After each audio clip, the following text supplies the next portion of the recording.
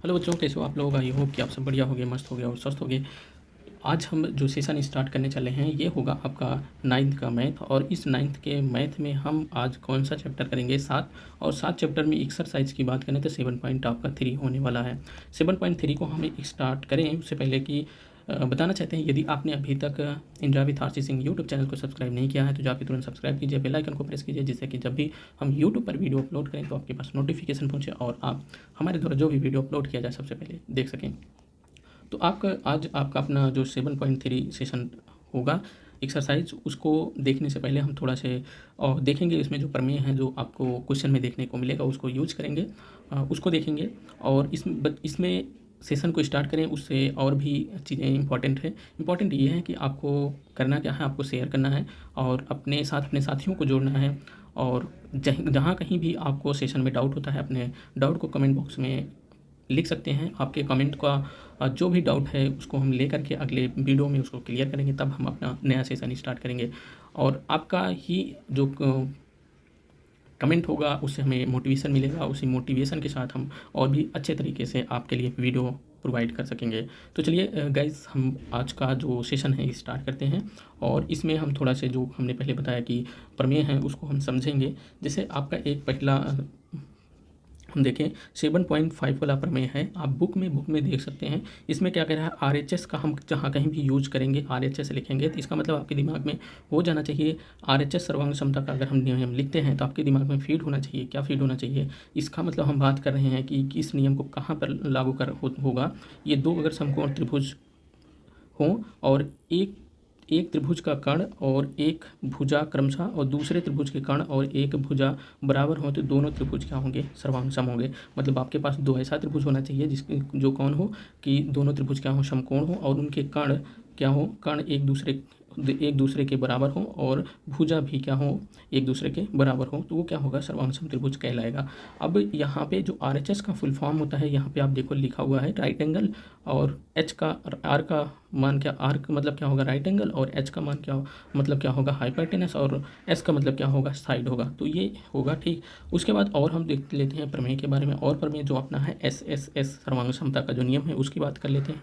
S सर्वांग क्षमता का नियम क्या कहता है, कहता है कि यदि एक त्रिभुज की तीनों भुजाएं हों, एक त्रिभुज हो उसकी तीनों भुजाएं, एक अन्य त्रिभुज हो और उसकी तीनों भुजाएं क्या हों, बराबर हों, तो दोनों त्रिभुज क्या हो जाएंगे, सर्वांग सम हो जाए। मतलब आपके पास दो त्रिभुज हो और उन दो त्रिभुजों की जो तीनों भुजाएं क्या होंगी, बराबर होंगी, तो वो त्रिभुज दोनों क्या हो जाएंगे, सर्वांग सम त्रिभुज हो जाएंगे।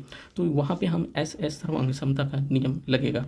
चलिए अब आपका हम चालू करते हैं ये एक्सरसाइज 7.3 एक्सरसाइज को। चलिए 7.3 एक्सरसाइज का पहला क्वेश्चन हम लेंगे। पहला क्वेश्चन आपका कह रहा है कि त्रिभुज ए बी सी और त्रिभुज डी बी एक ही आधार बी सी। देखो यहाँ पे अगर देखने की कोशिश करो, त्रिभुज ए बी और सी एक त्रिभुज है और दूसरा त्रिभुज इन्होंने क्या कहा है, आप बच्चों बुक खोलकर जरूर बैठिएगा। तो दूसरा त्रिभुज इन्होंने कहा है डी बी सी। बच्चों यहाँ पे देखें कि डी बी और सी ये क्या है, आपका दूसरा त्रिभुज है। उसके बाद आगे क्या कर रहे हैं कि बने दो समद्विबाहु त्रिभुज इस प्रकार हैं कि ए और डी भुजा बी सी के एक ही ओर स्थित हैं। बी सी के मतलब ये जो भुजा बी सी है इसके एक ही ओर, देखो एक ही ओर, इसी की साइड में एक त्रिभुज, ये वाला भी त्रिभुज स्थित है। ठीक, इतना आपको क्लियर हुआ होगा। ठीक, आगे चलते हैं। आगे हमारा क्या कह रहा है, आगे आकृति इसने दे रखी है कि इसमें आपको देखना है ए डी बढ़ाने पर बी सी को पी पर प्रतिच्छेद करता है। ए डी मतलब बच्चों ए डी ये है, ए डी को अगर हम ऐसे बढ़ाते जाएं तो ये क्या कर रहा है, पी पर क्या कर रहा है, प्रतिच्छेद कर रहा है। आपको दिख रहा है ये पॉइंट पी है, इस पर क्या कर रहा है, प्रतिच्छेद कर रहा है कौन, ए डी। अब हमें प्रूफ क्या करना है बच्चों, यहाँ पे आप देखेंगे प्रूफ आपको करना है पहले में क्या, त्रिभुज ए बी डी ये सर्वांग सम है त्रिभुज ए सी डी के, ये हमको प्रूव करना है। तो अब हम यहाँ पे लिखते हैं सोल्यूशन में हमको प्रूव करना है इसको। पहली बात तो हम देख लेते हैं आपके पास दिया क्या है। अगर हम देखें त्रिभुज ए बी डी और त्रिभुज ए सी डी में ए बी डी मतलब बच्चों बात कर रहे हैं किसकी बात कर रहे हैं, त्रिभुज ए बी और डी, इस त्रिभुज की हम बात कर रहे हैं। इस त्रिभुज में अगर हम देखेंगे, और दूसरा त्रिभुज कौन सी बात कर रहे हैं, दूसरा त्रिभुज बात कर रहे हैं ए सी डी, मतलब ए सी और डी, इस त्रिभुज की हम बात कर रहे हैं दूसरे त्रिभुज की।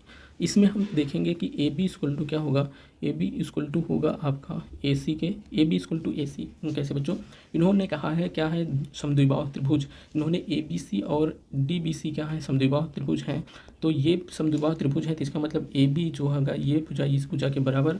और उसके बाद अगर हम और बात करें तो जो बी डी है, बी डी ये भी इक्वल टू क्या होगा, B D equal to C D. इन्होंने यहाँ सेकंड में क्या कहा है, डी बी सी भी क्या होगा, समद्विबाहु त्रिभुज है, इन्होंने कहा है, तो हम उसी को यूज कर रहे हैं। ठीक, हमने क्या कर दिया कि D B equal to C D, ये आपके पास क्या है, दिया है, यहाँ पे लिख सकते हो आप, दिया है, ये भी दिया ही है, ये हो गया। उसके बाद अगर हम ए डी देखें, ए डी भुजा ए इक्वल टू होगा ए डी, ये क्या होगा, उभयनिष्ठ होगा, उभयनिष्ठ होगा। किस में उभयनिष्ठ होगा, इन दोनों त्रिभुजों में। एक त्रिभुज हमने बताया कि इस त्रिभुज में भी क्या है, ए डी है, ए डी ये है, इसमें भी है, इसमें भी है, तो ये ए डी दोनों त्रिभुजों में क्या है, कॉमन है, तो ये क्या हो गया, उभयनिष्ठ हो गया। तो अतः हम लिख सकते हैं क्या, अतः हम लिख सकते हैं क्या, अतः आपके पास आ गया कि त्रिभुज ए बी डी ये क्या हो गया, सर्वांगसम हो गया त्रिभुज ए सी डी के। ये क्या हो गया, एस एस एस के सर्वांगसम था, चूँकि एस एस एस सर्वांगसम था, नियम से ये क्या हो गया, त्रिभुज सर्वांगसम हो गया। तो यही तो पहले में आपको क्या दिखाना था, यही तो दिखाना था पहले में। यहाँ पे देखिए, पहले में A B D equal to A C D दिखाना था, हमने A B D equal to A C D हमने पहले में दिखा दिया। ठीक, इतना दिखा दिया। उसके बाद चलते हैं सेकेंड वाले पे। आपका यहाँ पे फर्स्ट वाला लिख सकते हो, अब हम चलते हैं सेकेंड पे। सेकेंड में आपको दिखाना क्या है, सेकेंड में यहाँ पे सेकेंड में आपको दिखाना है कि ए बी पी और ए सी पी क्या होगा, सर्वांगसम होगा, इसको सिद्ध करना है। तो हम सेकेंड वाला यहाँ पे लिखते हैं सेकेंड में हम पहले त्रिभुज लेते हैं, त्रिभुज ए बी डी ये क्या होगा, सर्वांगसम होगा त्रिभुज ए सी डी के। चूँकि हमने यहाँ पे दिखाए हैं कि हाँ, यहाँ पे हमने क्या किया है, दिखाया है। अब अगर हम इसको समीकरण फर्स्ट मान लें तो इसको हम लिख सकते हैं समीकरण फर्स्ट से, चूँकि समीकरण फर्स्ट से हमने दिखा दिया है पहले इसको, तो हम उसी समीकरण फर्स्ट से हम इसको लिख रहे हैं। अब देखो इतना आप लिख लिए। उसके बाद अगर हम बात करें तो कोण बी ए डी के मतलब बच्चों बी ए और डी, और दूसरा कोण सी ए डी मतलब सी ए और डी, ये कोण क्या होगा, बराबर होगा। बराबर कैसे होगा, कोण सी ए डी बराबर कैसे होगा, हम यहाँ पे लिख सकते हैं, चूँकि सर्वांगसम त्रिभुज है, ऊपर क्या है, सर्वांगसम त्रिभुज के संगत भाग क्या होते हैं, बराबर होते हैं बच्चों, बराबर होता है या होते हैं। जब सर्वांगसम त्रिभुज के संगत भाग बराबर होते हैं, इसका मतलब उसके संगत कोण भी क्या होंगे, बराबर होंगे। अब हम दूसरा क्या लेते हैं, अब हमें प्रूफ क्या करना है, अब हमको प्रूफ दिखाना है कि त्रिभुज A B P equal to त्रिभुज ए सी पी क्या होंगे, सर्वांगसम होंगे। अब हम वही त्रिभुज ले लेते हैं जो हमको दिखाना है। अब हम लिखते हैं त्रिभुज ए बी पी और त्रिभुज ए सी पी में अगर हम इन दोनों त्रिभुजों को ले लिए हैं, अब हम इसमें क्या देखिए, इसमें हम बच्चों क्या करते हैं कि देखो, सर्वांगसम त्रिभुज दिखाने के लिए आपको होना चाहिए एस एस एस या एस एस ए, मतलब अगर भुजा एंगल दिखा दें, या एंगल भुजा दिखा दें, या भुजा एंगल भुजा दिखा दें, इन चीज़ों को दिखा देते हैं तो वो त्रिभुज सर्वांगसम त्रिभुज हो जाता है। अब हम बात कर रहे हैं बच्चों की, कौन से त्रिभुज की बात कर रहे हैं, हम बात कर रहे हैं कि ए बी पी मतलब कि ए बी और पी इस त्रिभुज की बात कर रहे हैं, और दूसरा ए सी पी मतलब बच्चों इस त्रिभुज की बात कर रहे हैं। अब हम इन दोनों त्रिभुजों में हम दिखाना है, जो दिखाना है हमें भुजा कोण भुजा दिखा दें। देखो, अगर आपके पास पहले से पता है, यहाँ पे दिख रहे होंगे, यहाँ पे अगर आप देखने की कोशिश करें, कहाँ पे, यहाँ पे ए बी इक्वल टू ए सी आपने दिया है, आपके पास दिया है। जब ए बी इक्वल टू आपके पास ए सी दिया है तो हम लिख लें ए बी इक्वल टू ए सी आपके पास क्या है, दिया है। ठीक, इसको लिख सकते हो, चूँकि ये क्या है, दिया है। जब आपके पास ये दिया है तो इसका जो कोण होगा बी ए पी ये इक्वल टू क्या हो जाएगा, कोण सी ए पी। इसको हमने ऊपर सिद्ध कर दिया है। सिद्ध कहाँ पे किया है, यहाँ पे। यहाँ से आप लिख सकते हो, जैसे कि आपने बी ए डी लिखा था और सी ए डी लिखा था, तो आप लिख सकते हो ना, बी ए डी को हम आगे पी तक क्या कर रहे हैं, खींच मिला रहे हैं। आपको क्वेश्चन में यहाँ दिया था ए डी को बढ़ाने पर कहाँ पी पर प्रतिच्छेद कर रहा है, बी सी BC जो रेखा है उस पर P पर प्रतिच्छेद कर रहा है। AD को अगर बढ़ाओगे तो P पर प्रतिच्छेद करेगा, तो हम इसको लिख सकते हैं कोण BAP लिख सकते हैं और इसको कोण CAP लिख सकते हैं। हमने यहाँ से लिख दिया। ठीक, इतना क्लियर हुआ होगा आपको। उसके बाद आगे चलते हैं बच्चों।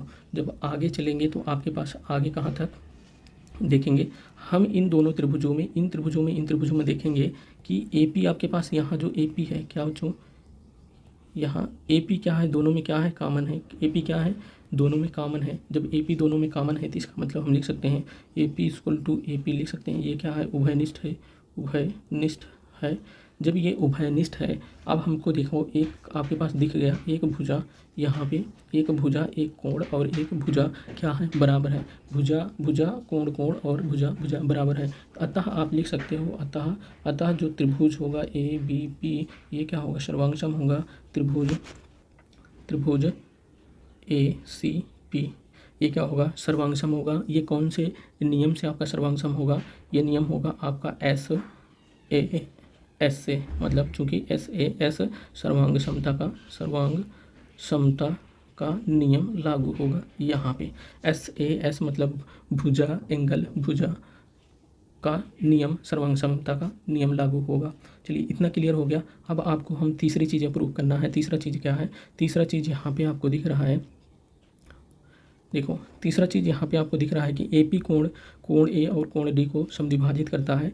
यहाँ पे अगर हम दूसरा, यहाँ पे अगर एंगल बनाने की कोशिश कर लें, कोशिश हम यहाँ पे करते हैं एक अलग से एंगल बनाने की। ठीक, त्रिभुज, एक नया त्रिभुज बना देते हैं हम यहाँ पे। ये A है, ये B है, ये C है। कह रहा कि जो अच्छा यहाँ पे AP मतलब AP, जो देखो यहाँ पे कोई पॉइंट P है।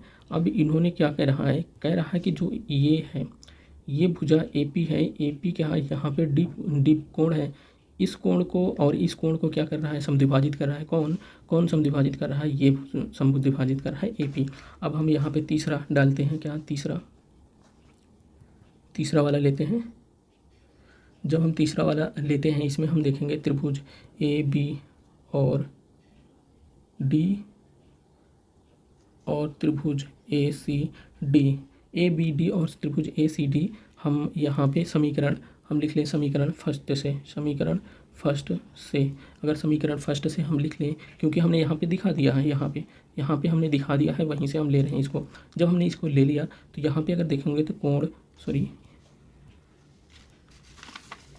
आपका कोण BAD मतलब बच्चों क्या हो गया, यहाँ पे हम बात कर रहे हैं BAD और CAD क्या होगा, ये बराबर होगा। ठीक, क्योंकि सर्वांगसम त्रिभुज, ये सर्वांगसम, तो सर्वांगसम त्रिभुज के संगत कोण क्या होंगे, बराबर होंगे। तो BAD = क्या होगा, कोण CAD। यहाँ आप लिख सकते हैं सर्वांगसम त्रिभुज के संगत कोण क्या होंगे, बराबर होंगे। अब उसी संगत कोण से हम BDA और कोण कोण CDA को हम बराबर लिख सकते हैं। अब देखो, जब हम कोण BDA को भी बराबर दिखा दिए, किसको बच्चों, हमने दिखा दिया इस कोण को, BAD और CAD को भी कोण को हम बराबर दिखा दिए। तो इसका मतलब ये हुआ कि जो ये कोण होगा ये भी क्या होगा, बराबर होगा।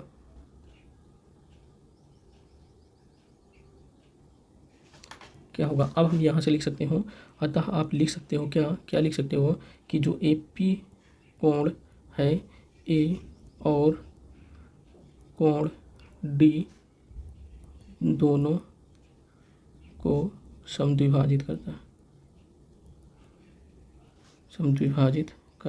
है। आप इसको लिख सकते हो। अब हम चलेंगे चौथे पर। चौथा आपका यहाँ पे देखिए बच्चों, चौथा आपका क्या कह रहा है कि AP रेखाखंड BC को लंब समद्विभाजित करता है। हमको चौथा दिखाना है। चौथा अगर हमको दिखाना है तो यहाँ पे हम कोशिश करते हैं चौथे पे। देखो, चौथा वाला हम देखेंगे। चौथा अगर हम त्रिभुज ले लें, किसको, त्रिभुज APP, ये क्या सर्वांगसम है, त्रिभुज ACP। ये इसको हम कहाँ से ले रहे हैं, इसको हम ले रहे हैं यहाँ से। अगर हम देखें समीकरण 2 पे, ABP, यहाँ पे अगर हम इसको समीकरण 2 मान लें, तो अगर हम यहाँ से देखें, क्या, यहाँ से देखो कि ए बी पी सर्वांग है, ए सी पी और ये एस ए एस सर्वांग समता के नियम से ये सर्वांग सम है। तो यहाँ पे हम लिख सकते हैं, यहाँ पे हम क्या कर दें, समीकरण 2 से, अगर हम समीकरण 2 से लिख लें, अच्छा समीकरण 2 से इसको हम ऐसे लिख सकते हैं। अब यहाँ पे देखो बी पी इक्वल टू क्या हो जाएगा, सी पी, देखो बी पी इक्वल टू क्या हो जाएगा, सी पी। यहाँ पे देखो जो बी पी इक्वल टू क्या हो जाएगा, सी पी, क्योंकि अगर ये दोनों त्रिभुज सर्वांगसम हैं तो इनकी संगत भुजाएं भी क्या होंगी, बराबर होंगी। अगर ये त्रिभुज सर्वांगसम है तो इनकी संगत भुजाएं क्या होंगी, बराबर होंगी। अब यहाँ पे और हम लिख सकते हैं कोण P P A equal to कोण सी पी ए। इसको हम कहाँ से लिख सकते हैं, इसको हम कहाँ से लिखेंगे, क्योंकि दोनों त्रिभुज सर्वांगसम हैं इसलिए उनके संगत कोण भी क्या होंगे, बराबर होंगे। अब देखो हम यहाँ पे, अगर हम यहाँ पे और देखने की कोशिश करें कि यहाँ पे अगर आपका कोण ये बी पी ए और कोण सी पी ए क्या 90 डिग्री का कोण बनाएंगे, क्यों, क्योंकि ये क्या है, परस्पर, ये देखो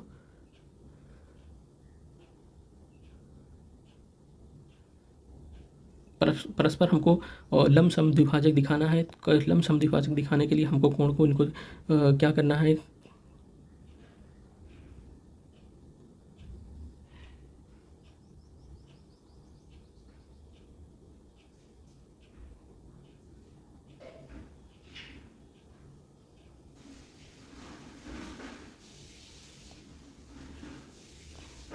देखिए ये देखो यहाँ पे हमको लंब समद्विभाजक दिखाना है।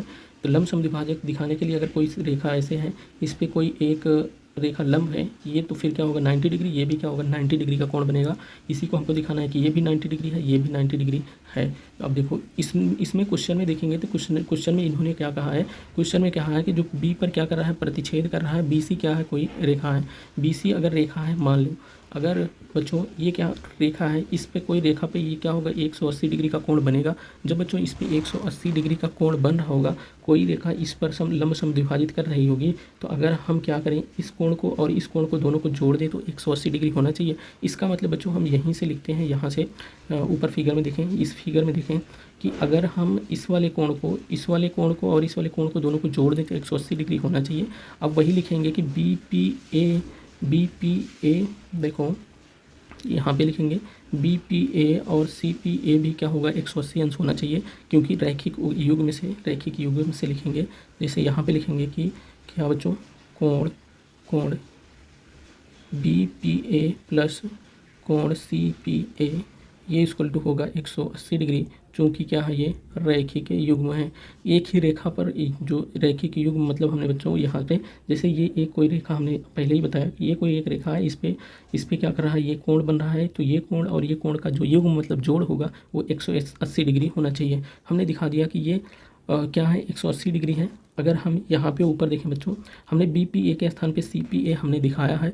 जब हमने दिखाया है तो हम यहाँ पे बी पी ए के स्थान पे सी पी ए लिख सकते हैं, कोण सी पी ए लिख सकते हैं, प्लस कोण C P A equal to 180 degree. तो इसको हम दोनों को जोड़ेंगे तो 2 कोण C P A equal to 180 degree. तो कोण C P A equal to क्या हो जाएगा, इससे 2 से 2 कलम 2 2 नहीं 18 0, ये क्या हो गया 90 अंश हो गया। ये क्या हो गया 90 अंश हो गया। अब बच्चों हमने कोण यहाँ पे देखो हमने सी पी ए बराबर 90 अंश दिखा दिया, चूँकि हम जानते हैं, चूँकि क्या जानते हैं, कोण B P A equal to कोण सी पी ए होता है। तो अतः आपके पास क्या हो जाए, कोण बी पी ए ये इक्वल टू होगा कोण सी पी ए ये इक्वल टू हो गया क्या 90 डिग्री हो जाएगा। अब जब ये 90 डिग्री हो गया तो आप लिख सकते हो, इसलिए आप लिख सकते हो, इसलिए क्या होगा, इसलिए क्या होगा, देखो हमने दिखा दिया बच्चों कि ये क्या दिखा दिया, इस कोण को हमने इस कोण को भी 90 डिग्री दिखा दिया और इस कोण को भी 90 डिग्री दिखा दिया। अब हमारा जो क्वेश्चन था लंब समद्विभाजक करना था, तो हमने क्या दिखा दिया, ये लंब है, जब लंब है तो ये क्या समद्विभाजित भी कर रहा है। अब हम लिख सकते हैं क्या कि जो ए पी है यहाँ, इसलिए ए पी क्या होगा, ए पी रेखाखंड बी सी, यहाँ बी सी का लंब समद्विभाजक है, ठीक। अब यही हमको प्रूव करना था, हमने इसको दिखा दिया, ठीक। आई होप कि आपको ये क्वेश्चन क्लियर हुआ होगा। स्क्रीनशॉट लेने की बात करें तो आप छोटे यहाँ पे स्क्रीनशॉट लीजिए, पहले इतना स्क्रीनशॉट लीजिए, उसके बाद हम बताएंगे कि इसको भी स्क्रीनशॉट ले लीजिए, ठीक, इतना भी स्क्रीनशॉट ले लीजिए, उसके बाद जूम करके आप इसको लिख लीजिएगा, ठीक। चलिए अपने सेकंड वाले क्वेश्चन की तरफ चलते हैं। सेकंड वाला जो अपना क्वेश्चन है उसकी बात करेंगे। कह रहा है कि AD एक समद्विबाहु त्रिभुज है, AD एक समद्विबाहु त्रिभुज है और ABC का एक शीर्षलंब है जिसमें AB इक्वल टू AC, और तो दर्शाइए कि AD रेखाखंड BC को समद्विभाजित करता है और AD कोण A को समद्विभाजित करता है। हमको पहला और दूसरा हमको दिखाना है। तो चलिए हम अपने क्वेश्चन को लेते हैं। पहले हमको त्रिभुज क्या कह रहा है, ABC हमारे पास त्रिभुज हम बनाने की कोशिश करते हैं। यहाँ पे एक रेखा ऐसे, एक ऐसे, देखो A B और C ये क्या है, आपका त्रिभुज है। अब इसमें AD क्या है, समद्विभाजित कर रहा है, AD समद्विभाजित कर रहा है और शीर्षलंब, तो यहाँ पे अगर हम AD रेखा का डाल दिए, अब यहाँ शीर्ष क्या है, लंब है, मतलब लंब मतलब 90 डिग्री कोण बना रहा है। यहाँ ये D है, ये भुजा और ये भुजा क्या है, बराबर है। यहाँ आप क्वेश्चन में देखें AB इक्वल टू AC के क्या है, बराबर है। अब हम सोल्यूशन अगर देखने की कोशिश करें, पहला वाला आपको दिखाना है AD मतलब बच्चों, AD मतलब क्या, AD ये और BC को समद्विभाजित करता है। AD जो है ये BC को क्या करना है, समद्विभाजित कर रहा है, इसको हमको दिखाना है। तो हम दिखाने के लिए इसको पहले क्या कर देंगे, सर्वांगसम त्रिभुज दिखा देंगे। दोनों त्रिभुज, इस त्रिभुज को, इस त्रिभुज को क्या करेंगे, सर्वांगसम दिखा देंगे। चलिए सोल्यूशन में चले, सोल्यूशन में चलते हैं। तो हम त्रिभुज लेते हैं A B और D, और हम लेते हैं त्रिभुज AC और D में, ACD में। इन दोनों त्रिभुजों में देखें तो कोण AD और B ये इक्वल टू हो जाएगा कोण ADC। ये क्या होगा, चूंकि ये क्या है, प्रत्येक कोण क्या है, प्रत्येक कोण क्या है, 90 डिग्री का है। प्रत्येक कोण 90 डिग्री का क्यों है, क्योंकि ये क्या है, शीर्षलंब है। कौन शीर्षलंब है, AD क्या है, त्रिभुज ABC में क्या है, शीर्षलंब है। जब ये लंब है तो इस कोण को भी 90 डिग्री होगा, ये भी कोण भी क्या होगा, 90 डिग्री होगा। ये क्या है, आपको दिया है, आप लिख सकते हो इसको, दिया है, ये भी आप लिख सकते हो। अब यहाँ पे अगर हम देखें तो AB इक्वल टू AC ये क्या है, दिया है, कि यहाँ पे देखेंगे AB इक्वल टू AC क्या है, दिया है, इसको हम लिख लें क्या है, दिया है। उसके बाद AD ये क्या है, AD क्या है, दोनों त्रिभुजों में क्या है, उभयनिष्ठ है। उभयनिष्ठ मतलब कॉमन है, ये क्या है, उभयनिष्ठ है। अगर ये, अब आपके पास तीन चीज़ें उपलब्ध हो गई, तो आप लिख सकते हो, अतः जो त्रिभुज हमने ABD लिया था ये क्या होगा, सर्वांगसम त्रिभुज होगा ACD। ABD और ACD क्या होगा, सर्वांगसम त्रिभुज होगा। और ये सर्वांगसमता का अगर हम नियम की बात करें तो एंगल ASS से कि ये क्या होगा, सर्वांगसम होगा, क्योंकि AAS से ये क्या हो जाएगा, सर्वांगसम हो जाएगा। अगर अब जब ये सर्वांगसम हो गया तो हम यहाँ पे लिख सकते हैं जो BD होगा, BD ये क्या होगा, DC के बराबर होगा।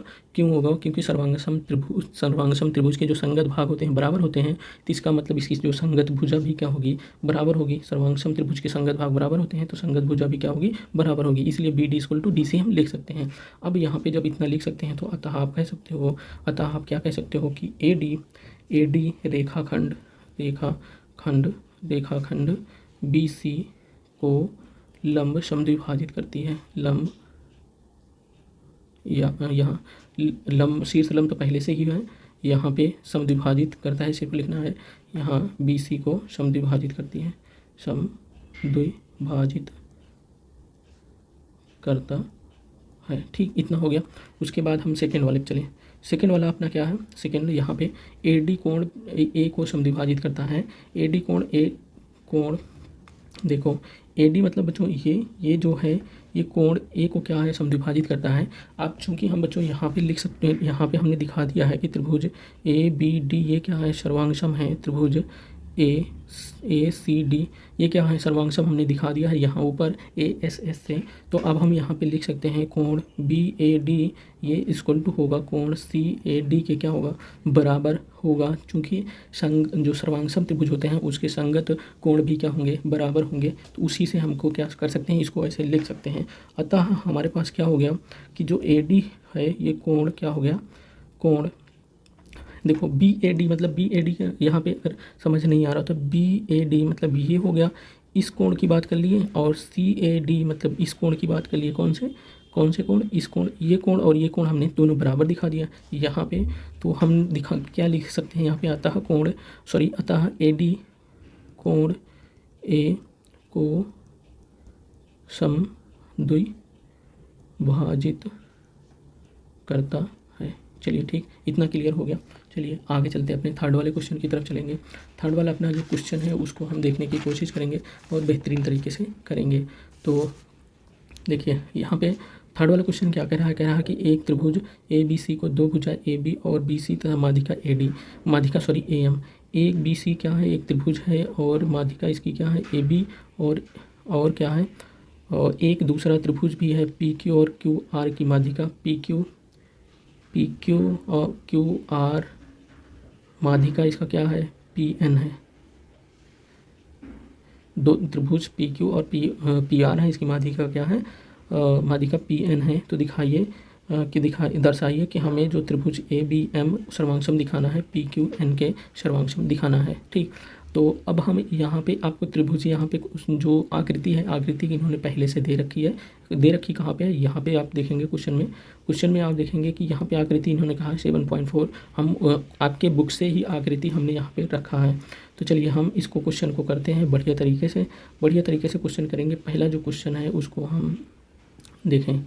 देखिए यहाँ पे अगर आप देख रहे होंगे कि यहाँ पे आपके पास दिया क्या है, दिया आपके पास क्या है, यहाँ पे अगर हम देखें दिया आपके पास क्या है, दिया क्या है, इन्होंने दिया है कि AB इक्वल टू क्या दिया है,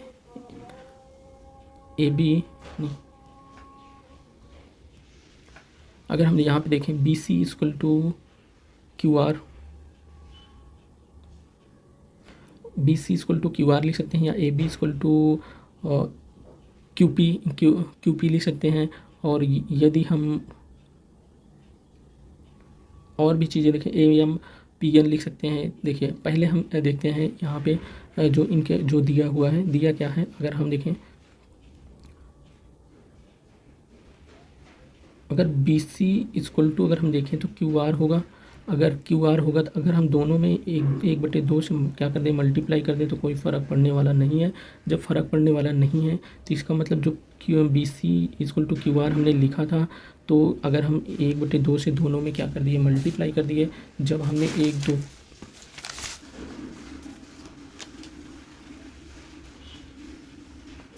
जब दोनों में 1/2 से मल्टीप्लाई कर दिए तो इसका मतलब हम भुजा को क्या कर रहे हैं, आधा कर रहे हैं। जब आधा कर रहे हैं तो इसका आधा कितना हो जाएगा, BM हो जाएगा। इसका आधा कितना, इतना हो जाएगा, इतना आधा हम BM लिख सकते हैं। BM इक्वल टू इसको लिख सकते हैं इस तरफ क्या, QN लिख सकते हैं, क्या लिख सकते हैं, QN लिख सकते हैं। चलिए इतना क्लियर हो गया।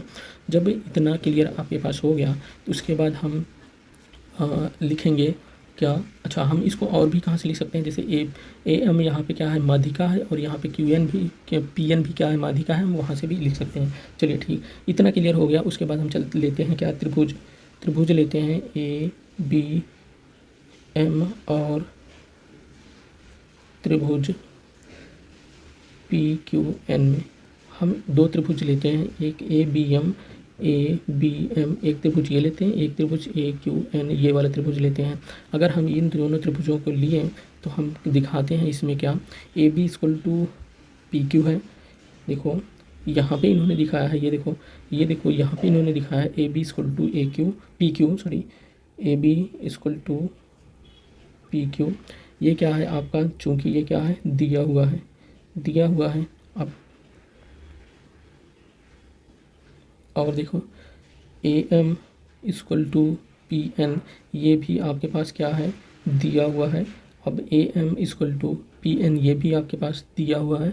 और BM अगर हम देखें, BM इक्वल टू QN, इसको हमने ऊपर से ही दिखाया है। ऊपर कहाँ दिखाया है, यहाँ पे हमने दिखा दिया है कि BM इक्वल टू QN हमने दिखाया है। अतः जो हम मान रहे हैं, जो त्रिभुज हम मान रहे हैं क्या बच्चों, अतः जो त्रिभुज हमने ABM माना था, यहाँ पे ABM त्रिभुज हमने दोनों त्रिभुज लिया था, ABM और क्या त्रिभुज PQN हमने जो त्रिभुज लिया था, ये क्या हो जाएंगे, सर्वांगसम हो जाएंगे। तो हमने क्या दिखा दिया, सर्वांगसम बच्चों दिखा दिया। जब हमने सर्वांगसम दिखा दिया तो हमको ज्ञात क्या करना था, यही तो ज्ञात करना था पहले को, ABM को दिखाना था PQN के सर्वांगसम। तो हमने क्या दिखा दिया, इसको सर्वांगसम। और यहाँ पे चूंकि यहाँ पे नियम कौन लगेगा, S वाला नियम लगेगा, भुजा वाला सर्वांगसमता का नियम लगेगा। अब देखो सेकंड चीज़ें हम क्या दिखाते हैं यहाँ पे, सेकंड की बात करें, देखो यहाँ पे सेकंड त्रिभुज ए बी सी सर्वांग आपको दिखाना है, त्रिभुज पी क्यू आर के सर्वांग दिखाना है। अगर हम सेकंड की बात करें तो त्रिभुज हम लेते हैं क्या, त्रिभुज ए बी एम, ये सर्वांग हमने दिखा दिया है। त्रिभुज पी क्यू एन के क्या दिखा दिया है, सर्वांग दिखा दिया है। या हम इसको समीकरण फर्स्ट मान लें तो हम इसको लिख सकते हैं, समीकरण फर्स्ट से लिख सकते हैं। ठीक, अब हम यहाँ पे देखें कि देखो ए बी एम मतलब कि ए बी एम इस त्रिभुज और ए क्यू एन इस त्रिभुज को हमने दिखा दिया। जब हमने इसको दिखा दिया है तो क्या हम यहाँ पे ले सकते हैं कि कोण बी और कोण क्यू क्या होंगे, बराबर होंगे। क्यों बराबर होंगे कि दोनों त्रिभुज की संगत, जब संगत जो सर्वांग त्रिभुज हो तो उनके संगत कोण भी क्या होंगे, बराबर होंगे। तो इसका मतलब कोण बी इक्वल टू कोण क्यू के क्या होगा, बराबर होगा। जब कोण बी और क्यू कोण क्यू के बराबर होगा, अब हम एक त्रिभुज अपने से लेते हैं पूरा ए बी सी, और त्रिभुज हम पी क्यू आर में अगर हम इस पूरे त्रिभुज को ले लें, हम पूरा त्रिभुज ले लेते हैं ए बी, इस पूरे त्रिभुज यहाँ से ये पूरा त्रिभुज ले लेते हैं ए बी सी, और ए पी क्यू आर ये पूरा त्रिभुज हम ले लें। अगर हम दोनों पूरे त्रिभुज को ले लेते हैं तो इसमें अगर हम देखें ए बी इक्वल टू क्या है, पी क्यू है, ये आपके पास पहले ही दिया हुआ है। देखो ये भुजा क्या है, बराबर है। तो हम यहाँ पे लिख सकते हैं A B equal to P Q आपके पास दिया हुआ है, चूँकि ये क्या है, दिया है। इसको हम ऐसे लिख सकते हैं। उसके पास यहाँ से हम लिख सकते हैं कि क्या, कोण बी इक्वल टू कोण सी है, क्योंकि हमने क्या इसको कहाँ लिख सकते, कैसे लिख सकते हैं, क्योंकि हमने ऊपर इसको दिखा दिया है तो इसलिए हम इसको लिख सकते हैं, ऊपर हमने प्रूव कर चुके हैं। चलिए इतना हो गया। अगर हम बी सी की बात करें, B C equal to Q R भी क्या है, ये क्या है, दिया ये है। B C equal to Q R, B C मतलब बच्चों बात कर रहे हैं, बी सी क्या होगा, बी सी ये और ये क्यू आर क्या है, यहाँ पे देखो B C equal to Q R हमने दिखाया था कि ये क्या है, दिया हुआ है। तो हमने यहाँ पे दिखाया कि B C equal to Q R ये आपके पास दिया है, हमने बराबर यहाँ पे ले दिए। चलिए इतना अब जब लिख दिए तो हम जो ये त्रिभुज माने थे, इस वाले त्रिभुज को हम क्या लिख सकते हैं कि सर्वांग दिखा सकते हैं। अब हम लिख सकते हैं कि चूँकि जो त्रिभुज हमने माना था, त्रिभुज ए बी सी और त्रिभुज पी क्यू आर क्या होगा, ये सर्वांग होगा। हमने जो त्रिभुज माना था वो सर्वांग होगा। कैसे, एस ए एस से, कौन से सर्वांग समता का नियम, एस ए एस, देखो एस ए एस के सर्वांग समता के नियम से ये क्या होगा, सर्वांग होगा। और यही त्रिभुज ए बी सी और त्रिभुज पी क्यू आर हमको दिखाना था, सर्वांग दिखाना था। देखो हमने दिखा दिया ए बी सी और त्रिभुज पी क्यू आर क्या दिखा दिया, हमने सर्वांग दिखा दिया। आई होप कि यहाँ तक आपको बच्चों क्लियर हुआ होगा। स्क्रीनशॉट लेना चाहते हैं तो हम छोटा कर देते हैं, आप स्क्रीनशॉट ले लीजिए। चलिए स्क्रीनशॉट आप ले सकते हैं, ठीक, आप इसको जूम करके आप नोट डाउन कर सकते हैं, ठीक। चलिए इतना क्लियर हुआ, हम चलते हैं अपने नेक्स्ट वाले क्वेश्चन की तरफ। नेक्स्ट वाला जो क्वेश्चन है, इसमें कुल कितने 5 क्वेश्चन हैं। हम चौथे नंबर के क्वेश्चन की बात करेंगे। चौथे नंबर का क्वेश्चन जो है अपना,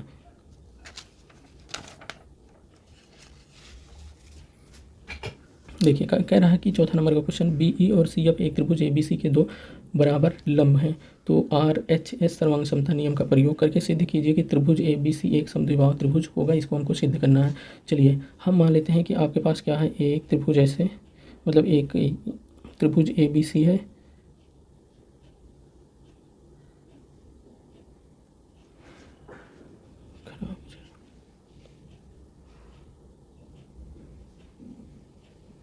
देखो ए बी और सी हमने एक त्रिभुज मान लिया। अब इन्होंने क्या करा है, बी ई मतलब बी से लेकर के ई पर हमने यहाँ पे एक ये है, और सी एफ मतलब सी से हमने सी से डालेंगे यहाँ पे, ये क्या है, शीर्ष लंब है। शीर्ष लंब मतलब कि यहाँ पे ये क्या कर रहे हैं, 90 डिग्री का कोण बना रहे हैं। तो बी ई हमने यहाँ पे ई डाल दिया, यहाँ पे हमने डाल दिया क्या, एफ। हम देखो इतना हो गया। आर एच एस सर्वांग समता नियम का प्रयोग करना है। देखो आर एच एस सर्वांग समता का नियम प्रयोग करना है और हमें सिद्ध करना है कि त्रिभुज ए बी क्या है, समद्विबाहु त्रिभुज है। अब हम यहाँ पे सॉल्यूशन डालते हैं, सॉल्यूशन में हम डालते हैं और चालू करते हैं सॉल्व करना चालू करते हैं। और त्रिभुज हम लेते हैं, त्रिभुज एफ बी सी, और त्रिभुज हम लेते हैं कौन सा, त्रिभुज E C B. F B C कौन सा त्रिभुज हो गया, एफ ये हो गया, एफ बी और सी एक त्रिभुज ये हो गया, और दूसरा त्रिभुज क्या हो गया, ई हो गया, और सी हो गया, और क्या हो गया, बी। यहाँ पे हम दूसरा कलर यूज कर सकते हैं, जैसे यहाँ ई सी और बी इस त्रिभुज की बात कर रहे हैं, ठीक। चलिए इतना क्लियर हो गया, हम जो से त्रिभुज ले रहे हैं वो क्लियर हो गया। अगर हम इसमें देखें तो कोण BFC ये इक्वल टू होगा कोण CEB के, चूँकि इसके साथ दोनों कोण क्या है, प्रत्येक कोण क्या है 90 डिग्री है। क्योंकि 90 डिग्री क्यों है, क्योंकि ये क्या है, शीर्ष लंब है। तो ये कोण और ये कोण क्या हमने दिखा दिया, ये कोण दोनों दिखा दिया क्या 90 डिग्री, और ये कोण जब 90 डिग्री दोनों है तो हमने दिखा दिया क्या ये दोनों बराबर हैं। अब BC, अगर हम BC इक्वल टू BC की बात करें तो ये क्या है, उभयनिष्ठ है। उभयनिष्ठ मतलब हम कौन से भुजा की बात कर रहे हैं, इस वाली भुजा की बात कर रहे हैं। ये वाली भुजा क्या है, दोनों त्रिभुजों में क्या है, उभयनिष्ठ है। ठीक, और FC इक्वल टू अगर हम BE लिखें, इसको हम कैसे लिख सकते हैं, यहाँ पे देखेंगे तो इन्होंने क्या कह रहा है क्वेश्चन में अगर हम देखेंगे तो ये क्या कह रहा है कि बराबर शीर्ष लंब है। FE देखो, BE equal to CF, BE equal to CF या FC, ये क्या है, शीर्ष लंब है, और जो क्या है, एक दोनों क्या है, बराबर हैं। जब ये क्वेश्चन दोनों बराबर हैं तो हम इसको लिख सकते हैं कि ये क्या है, आपको दिया हुआ है क्वेश्चन में ही, ये आपको क्वेश्चन में ही दिया हुआ है। अब आपके पास क्या हो गया, अतः आप क्या दिखा दिए कि जो त्रिभुज हमने माना था FBC लिया था, जो हमने त्रिभुज लिया था FBC, और त्रिभुज कौन सा लिया था ECB, ये दोनों क्या होंगे, त्रिभुज क्या होंगे, सर्वांगसम हो गए। जब सर्वांगसम होंगे कि तो यहाँ पे देखो हमने पहले दिखाया क्या, एंगल दिखाया, फिर भुजा दिखाई, फिर क्या दिखाया, भुजा दिखाया। तो आपका क्या हो गया, आपको हमने दिखा दिया क्या RHS से, RHS से, चूँकि सर्वांग समता का नियम कौन सा, इन्होंने क्या कहा RHS से, तो हमने दिखा दिया RH से ये दोनों त्रिभुज क्या हो गए, सर्वांगसम हो गए। जब ये दोनों त्रिभुज सर्वांगसम हो गए तो हम लिख सकते हैं कि कोण FBC ये इक्वल टू होगा कोण ECB के बराबर होगा। FBC मतलब ये वाला कोण, ये वाला कोण और ये वाला कोण क्या होगा, बराबर होगा। जब इन दोनों कोणों को हमने बराबर दिखा दिया, क्यों, अच्छा ये क्यों बराबर होंगे, क्योंकि सर्वांगसम त्रिभुज के संगत भाग क्या होते हैं, बराबर होते हैं, तो इनके संगत कोण भी क्या होंगे, बराबर होंगे। जब इनके संगत कोण बराबर हो गए तो अब देखो AC यहाँ पे अगर हम थोड़ा से देखें, देखो ECB पहले आपका क्या है FBC, देखो FB और C, FB की C के सामने का कोण, सामने की भुजा कौन सी होगी, AC होगी, AC होगी, ये भुजा होगी। तो आपका क्या हो गया, भुजा AC ये इक्वल टू हो जाएगा कोण, अगर दूसरा देखोगे ECB में तो इसके सामने का भुजा कौन सी होगी, AB हो जाएगी। ये क्या हो गया, AB हो गया। आप यहाँ लिख सकते हो कि बराबर कोणों के सम्मुख भुजाएं क्या होती हैं, बराबर होती हैं। आप यहाँ पे लिख सकते हो, यहाँ चूँकि बराबर कोणों के सामने की भुजा बराबर होती है, आप इसको लिख सकते हो। अब जब इसको लिख सकते हो बराबर भुजा के बराबर कोण के सामने की भुजा बराबर, तो अतः आप आपको यही दिखाना था ना, त्रिभुज ABC क्या है, समद्विबाहु त्रिभुज है। हमने दिखा दिया कि इनकी दो भुजाएं क्या हो गई, बराबर हो गई। तो अतः आप लिख सकते हो, अतः त्रिभुज ABC क्या होगा, एक समद्विबाहु त्रिभुज है। ठीक, आप इतना लिख सकते हो। चलिए आगे चलते हैं। आगे अपना 5वां नंबर का जो क्वेश्चन है उसको देखने की, अच्छा इसको स्क्रीनशॉट करना चाहते हैं बच्चों, तो बच्चों स्क्रीनशॉट कर लीजिए। ठीक, स्क्रीनशॉट कर लीजिए। ठीक, आई होप स्क्रीनशॉट हो गया होगा। 5वें नंबर के क्वेश्चन की तरफ चलेंगे। 5वें नंबर के क्वेश्चन की बात करें तो 5वें नंबर का जो अपना क्वेश्चन है, कह रहा है कि त्रिभुज ABC एक समद्विबाहु त्रिभुज है जिसमें AB इक्वल टू AC है और AP परपेंडिकुलर है BC पर, खींच कर दर्शाइए कि कोण B इक्वल टू कोण C होगा। चलिए कोण B इक्वल टू कोण C हमको दर्शाना है। पहले हमने क्या कर देते हैं, पहले हमने एक त्रिभुज बनाते हैं।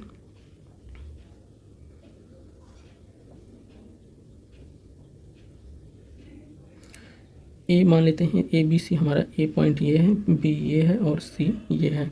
और इन्होंने क्या कहा है, इन्होंने क्या कह रखा है, कह रहा कि AB इक्वल टू AC है, मतलब कि ये भुजा इस भुजा के क्या है, बराबर है। और AP क्या है, परपेंडिकुलर है। AP मतलब परपेंडिकुलर है। देखो AP एक ऐसी है और ये क्या है, BC पर परपेंडिकुलर है, मतलब ये क्या है 90 डिग्री है और यहाँ कोई पॉइंट क्या है, P है। अब आपको दर्शाना है कोण B इक्वल टू कोण C। कोण B इक्वल टू कोण C मतलब इस कोण को आपको बराबर दिखाना है, इस कोण के बराबर दिखाना है। चलिए हम सोल्यूशन करते हैं। सोल्यूशन की बात करें तो हम पहले जो त्रिभुज लेंगे ABP लेंगे और दूसरा जो त्रिभुज लेंगे त्रिभुज ACP लेंगे। ABP की बच्चों ABP क्या हो गया, AB और P इस त्रिभुज की बात कर लिए और दूसरा जो त्रिभुज हम बात कर रहे हैं वो क्या होगा ACP, मतलब इस वाले त्रिभुज की बात कर रहे हैं, दूसरा त्रिभुज। ठीक, जब इतना हम बात कर लिए उसके बाद हम यहाँ देखेंगे कि कोण आपके पास कोण देखो ये क्या है, ए पी क्या है, लंब है, तो ये वाला कोण क्या होगा, बराबर होगा।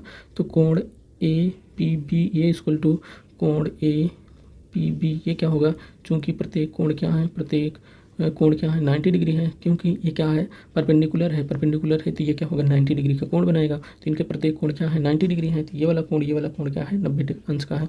अब यहाँ पे ए बी इक्वल टू क्या है ए सी, इन्होंने यहाँ पे दिया हुआ है, क्या हुआ, चूँकि ये क्या है दिया है ए बी इक्वल टू ए सी।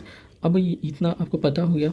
तो अब यहाँ पे अगर हम त्रिभुज इस वाले त्रिभुज में बात करें तो और इस वाले त्रिभुज में बात करें तो आपके पास एक चीज़ कॉमन दिख रही होगी। कॉमन क्या दिख रहा है, ए पी क्या है, दोनों त्रिभुजों में क्या है कॉमन है। तो हम यहाँ पे लिख सकते हैं कि ए पी इक्वल टू क्या हो जाएगा, ए पी इक्वल टू क्या हो जाएगा, ए पी ये क्या होगा उभयनिष्ठ है, क्या है उभयनिष्ठ है। इतना क्लियर हुआ। जब ये उभयनिष्ठ है तो अतः आप लिख सकते हो क्या बच्चों, अतः आप लिख सकते हो कि त्रिभुज जो हमने ए पी बी माना था और त्रिभुज ए सी पी माना था, ये क्या हो जाएगा सर्वांगसम हो जाएगा। और ये किस नियम से सर्वांगसम हो जाएगा, ये नियम अगर बात करो तो यहाँ पे देखो और यहाँ पे देखो, ये एंगल हो गया, ये क्या हो गया भुजा हो गया, ये क्या हो गया भुजा हो गया। तो क्या हो गया आर एच एस से कैसे कि जो ये क्या होगा समकोण त्रिभुज होगा, ये भी क्या होगा समकोण त्रिभुज होगा। जो आरएचएस का नियम लगता है समकोण त्रिभुज लगता है। ऊपर वाला भी जो आरएचएस लगा था, आरएचएस यहाँ पे लगा था, ये भी एक समकोण त्रिभुज था और ये भी क्या समकोण त्रिभुज ही था। ठीक, अब देखो आरएचएस से हमने इसको दिखा दिया कि ये क्या है सर्वांगसम है। ठीक, जब यहाँ पे सर्वांगसम हमने दिखा दिया तो अब लिख सकते हो कि कोण बी इक्वल टू क्या हो सकता है, कोण सी हो सकता है। क्यों हो सकता है, यहाँ पे आप लिख सकते हो कि सर्वांगसम त्रिभुज के संगत भाग क्या होते हैं, बराबर होते हैं। जब इनके संगत भाग बराबर होते हैं तो इनके संगत कोण भी क्या होंगे बराबर होंगे। तो अतः आपका पास क्या हो गया कोण बी इक्वल टू कोण सी हो गया। आई होप कि बच्चों यहाँ तक क्लियर हुआ होगा। और ये सेशन मतलब एक्सरसाइज 7.3 का ये 5वां क्वेश्चन जो था वो होता है आपका कंप्लीट। और इसमें तो आपका 5 ही क्वेश्चन था, 5 ही क्वेश्चन आपको सारे 5 क्वेश्चन हो जाएंगे कंप्लीट। आपको कहीं भी डाउट होता है तो आप अपने डाउट को कमेंट बॉक्स में कमेंट कर सकते हैं। आपके कमेंट को लिया जाएगा अच्छी तरीके से, अगले सेशन में और करने का और बेहतरीन तरीके से बताने की कोशिश की जाएगी यदि आपको समझ नहीं आता है तो ये हम आशा करते हैं कि आपको एक ही बार में समझ आ जाए। नहीं समझ में आता है तो आप दूसरी बार भी इसको देख सकते हैं वीडियो को। तो चलिए गाइस इस वीडियो में इतना ही। अगले सेशन में फिर मिलेंगे 7.4 वाले एक्सरसाइज में और बेहतरीन तरीके से उस वाले भी एक्सरसाइज को करेंगे। तो चलिए गाइस इस वीडियो में इतना ही, अगले वीडियो में फिर मिलते हैं, तब तक के लिए जय हिंद।